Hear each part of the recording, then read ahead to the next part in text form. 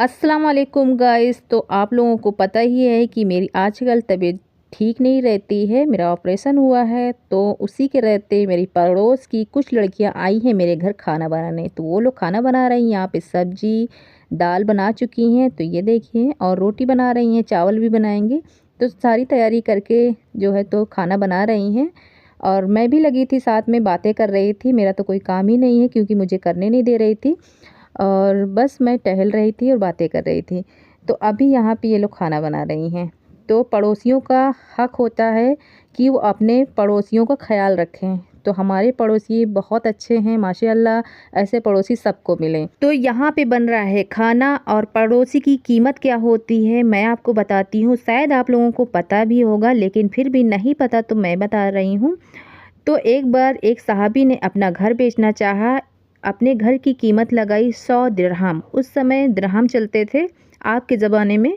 तो अपना घर बेचना चाहा और 100 दिरहम लगाया। तो ख़रीदने वाले लोग बहुत आ गए, लेकिन उनका घर बहुत ज़्यादा टूटा फूटा था। तो सब लोगों ने कहा कि इनका घर इतना ज़्यादा टूटा फूटा है, लेकिन फिर भी ये 100 दिरहम इन्होंने कीमत लगाई है। इतने टूटे फूटे घर का कौन 100 दिरहम देगा। तो सब लोग बड़े अचंभों में थे, यानी कि सोच में थे कि ये इनके घर में ऐसा क्या है जो ये 100 दिरहम में बेच रहे हैं। तो एक लोगों ने पूछा कि आखिर इसमें है क्या। तो उन्होंने कहा कि 50 दिरहम मेरे घर का और 50 दिरहम मेरे पड़ोसी का। क्योंकि मेरे पड़ोसी इतने ज़्यादा अच्छे हैं, इतने ज़्यादा अच्छे हैं कि उनकी कोई कीमत नहीं है, लेकिन इसी वजह से, मेरे पड़ोसी की वजह से मेरे घर की कीमत बढ़ गई है। तो इसीलिए मैं अपने घर की कीमत 100 दिरहम मैंने लगाया हुआ है।